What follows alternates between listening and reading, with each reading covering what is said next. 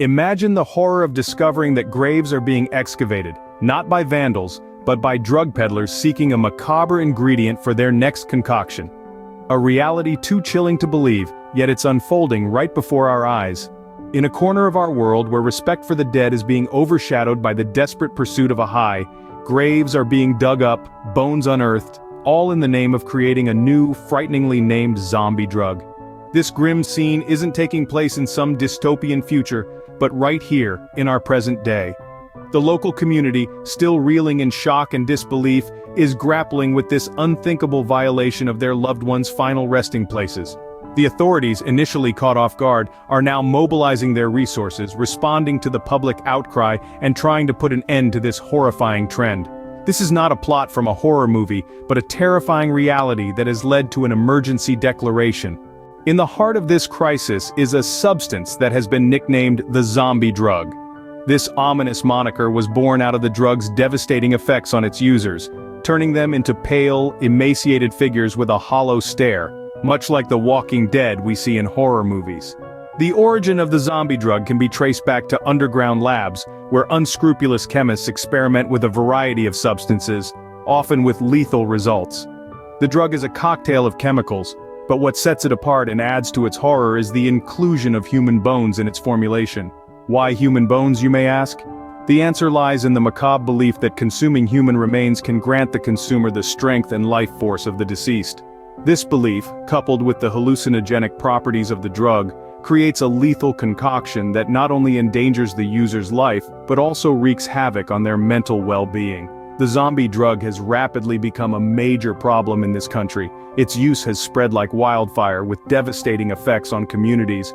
The drug's addictive nature means that once hooked, users will go to extraordinary lengths to get their next fix.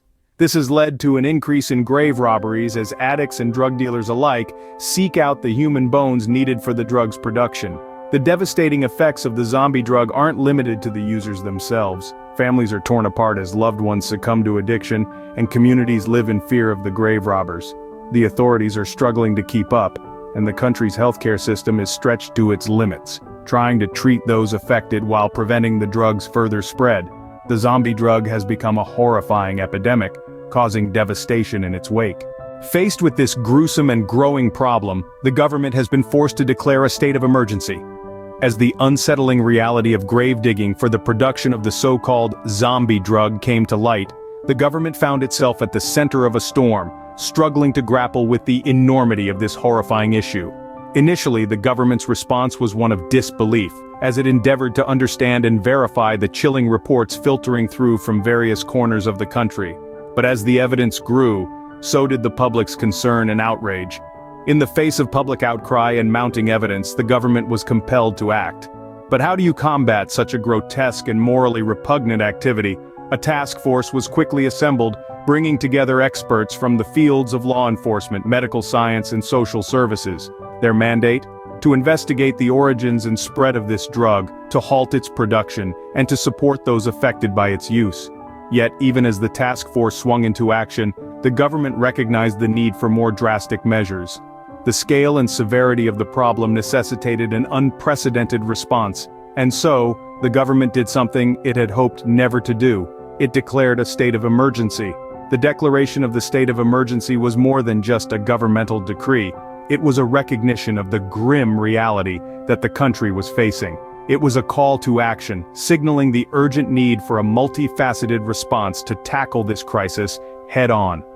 The state of emergency gave law enforcement agencies expanded powers to investigate, arrest, and prosecute those involved in this despicable trade. It also opened up resources and funding for social service agencies to provide support and rehabilitation to those affected by the zombie drug. The declaration of emergency highlights the severity of the situation and the desperate need for a solution. In the aftermath of the emergency declaration, the country is left grappling with a grim reality. We've journeyed through the chilling discovery of grave digging for the creation of the so-called zombie drug, witnessed its terrifying emergence, and felt the shockwave of the emergency declaration. This situation underscores the gravity of the drug problem not just in this country, but globally. The implications for the future are indeed dire. Yet, amidst this darkness, actions are being taken to address this problem. Authorities are stepping up their efforts to curb the spread of this drug, investing in education and prevention programs, and working tirelessly to bring those responsible to justice. The lessons from this incident are clear-cut. We must remain ever vigilant against the threat of dangerous substances and bolster our efforts in drug control. This grave-digging incident and the rise of the zombie drug serve as a chilling reminder of the lengths people will go to in the pursuit of dangerous substances, and the urgent need for effective drug control measures. Thank you for watching our video on the zombie drug crisis. We've navigated through the chilling discovery, the emergence, the emergency declaration, and the aftermath of this terrifying incident. We hope this information has been enlightening and useful, shedding light on the gravity of the global drug problem and the importance of effective control measures. If you found this content valuable, please subscribe to our channel for more such insightful narratives. Remember, knowledge is the first line of defense. Until next time, stay safe and stay informed.